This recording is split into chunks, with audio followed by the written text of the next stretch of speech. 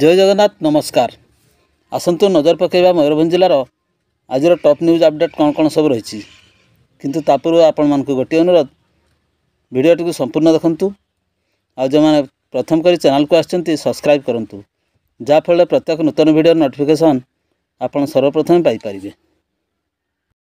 आजर प्रथम खबर पुरापाणी इलाकार जमी जमा गंडगोल को नहीं महिला को संगबद्ध आक्रमण और मारपिट को नहीं असदाचरण करने अभियोग पीड़िता एतला क्रमे मामला रुजु कर अभियुक्त को गिरफ्त कर अपराह 5टार कटचारण कला बेतनटी पुलिस।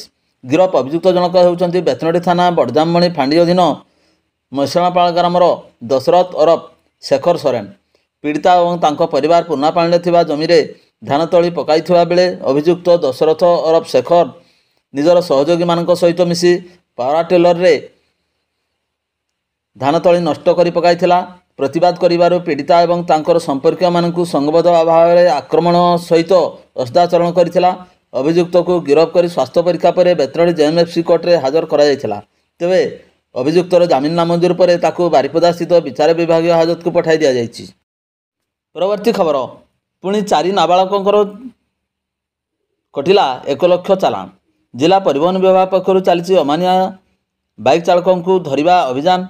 प्रथम दिन में बारिपदा 4टी स्कूल बस को फाइन करी 2टी स्कूल बस फिटनेस रद्द कराइथिला। बाइक चलाउथिबा नाबालक गाड़ी जबत 25,000 टंका फाइन मध्य कराइथिला। मंगलवार पुणी परिवहन कार्यालय पक्षर बारिपदा जांच प्रक्रिया जोरदार होईछि। बारिपदा परिवहन कार्यालय पक्षर बारिपदा सहर जांच करुवा विभिन्न स्कूल बस मानकु जांच कराइछि। परिवहन विभाग जांच समय 4 जन नाबालकों को नियम उल्लंघन थिबारु 25,000 लेखाएं फाइन आदाय कराଯାଇଛି। यही प्रक्रिया आगु चालू रहिबो बोली अपराह्न 4टारे बारिपदा आरटीओ श्री बेहेरा प्रकाश करछन्ति। परवर्ती खबर भुरसा गाँ निकट में बोलेरो दुर्घटनाग्रस्त। सकाळ 10टा समय भुरसा गाँ निकट में एक बोलेरो पुलिस बहरे खसी जावाकू चेष्टा करथुवा समय भारसाम्य हराई ओलटी पड़िथिला। या पर गाड़ी थिबा चालक एवं अन्य माने चंपट मारिथिले। रायरंगपुर टाउन थाना पुलिस घटनास्थल में पहुंची गाड़ी को जबत कर अधिक तदंत जारी रखी। परवर्ती खबर बेतनटी थाना बड़जामणी फांडी अधीन भालियाढ़िया पंचायत झलुरीबणी सरकारी प्राथमिक स्कूल ताला भांगी चोरी घटन पुलिस सोमवार राति 11टा समय मामला रुजु करने नहीं मंगलवार अपराह्न 5टार बेतनटी थाना पक्षर सूचना दी जाइछि। एतला कारिणी स्कूल प्रधान शिक्षयित्री मिनती किस्कू अभियोग मुताबक किसी दुर्वृत्त स्कूल ताला भांगी मध्याह्न भोजन निमंते रखा जाइतवा 52 किलोग्राम 700 ग्राम ओजनर चाउल 30टी अंडा चोरी कर नहीं जाइछन्ति। एने अंगनवाड़ी कर्मी सुमति मारंडी एवं स्कूल परिचालना कमिटीर अध्यक्षा सेवती सोरेन देखा पर फोन करी प्रधान शिक्षयित्री को जणाइथिले। या पर खबर पाई प्रधान शिक्षयित्री मिनती किस्कू बेतनटी थाना एक लिखित एतला दायर करथिले। एने बेतनटी पुलिस 214 नंबर रे एक मामला रुजु कर अधिक तदंत जारी रखी। परवर्ती खबर मयूरभंज जिलार आणुआ और राजगंजपुर अंचल वज्राघात जड़े मृत और 5 जन गुरुतर। मयूरभंज जिला मरड़ा थाना तथा मरड़ा तहसिल अधीन आणुआ ग्राम में मंगलवार वज्राघात जैनिक महिला मृत्यु घटी। मृतक हेले आणुआ ग्रामर पद्मलोचन महांतर स्त्री लक्ष्मीमणि महांत। मंगलवार मध्याह्न 12टा समय निजर चाष जमी को जाइथिले समय वज्राघात होता। तेबे हठात से चेताशून्य हो बिलरे पड़ जाइथिले।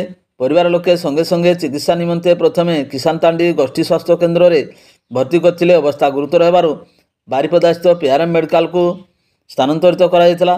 सेठारे कार्यरत डाक्तर तांको मृत घोषणा करथिले। परवर्ती खबर बड़साई थाना अधीन जमुना ग्राम में जैनिक वृद्धंकर साप कामुड़ार मृत्यु को नहीं मंगलवार अपराह्न 3टारे मामला रुजु कर तदंत आरंभ कला बड़साई पुलिस। मृतक जनक होउचंती ग्रामर उमाकांत सिंह। उमाकांत को विषधर साप कामुड़ी जाइथिबा बेले गुरुतर अवस्था उद्धार कर बारिपदा मुख्य डाक्तरखाना भर्ती कराइथिला।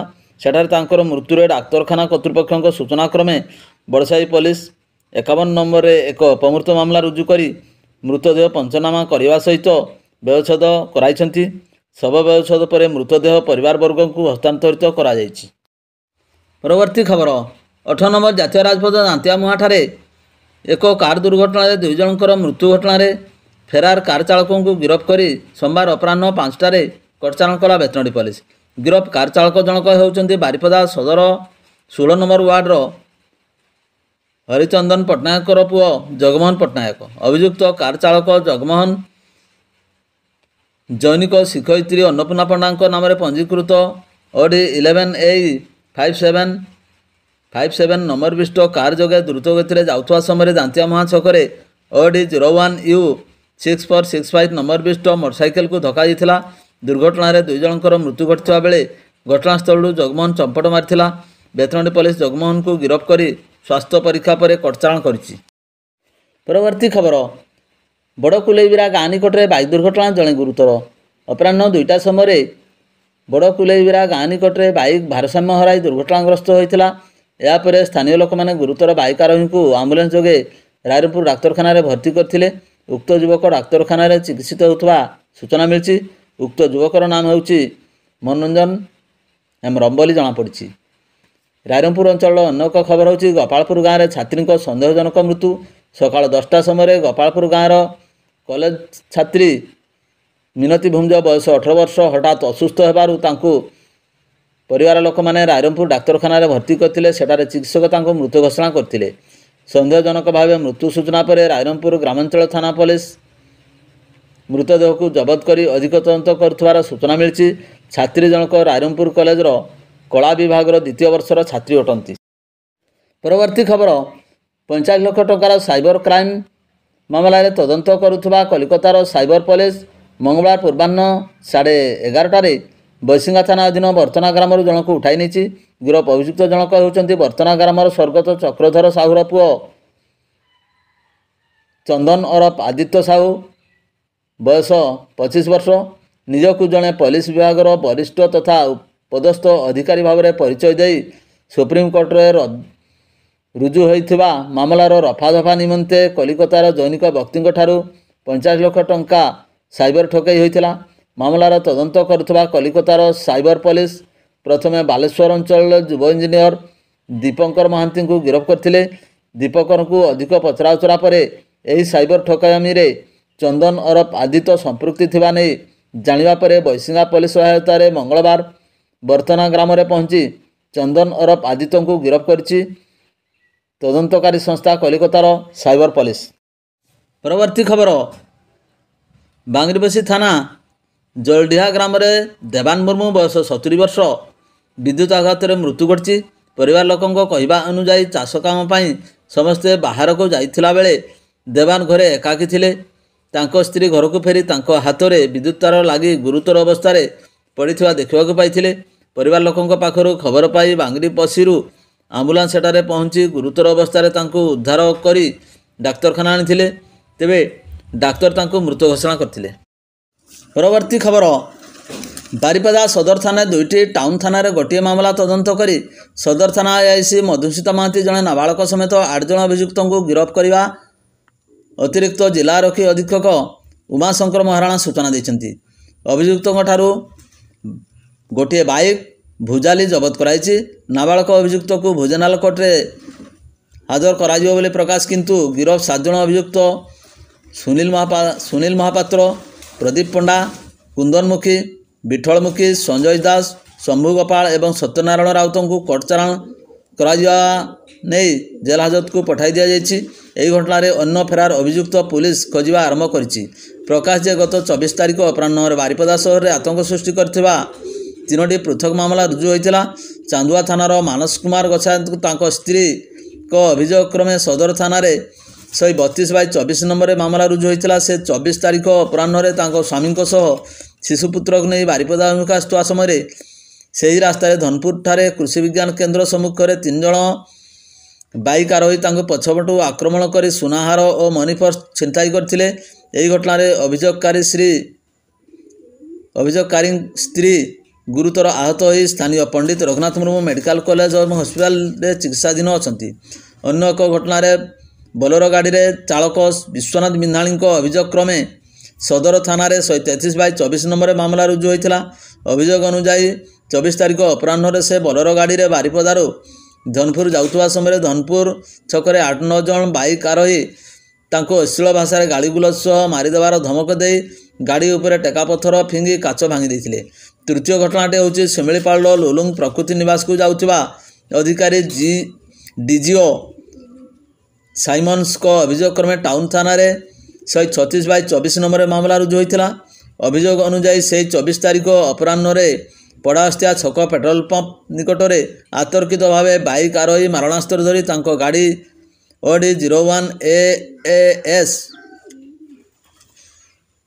6120 ଉପରେ ଆକ୍ରମଣ କରି ଗାଡ଼ିର ପଛ କାଚ ଭଙ୍ଗାରୁଜା କରିଥିଲେ।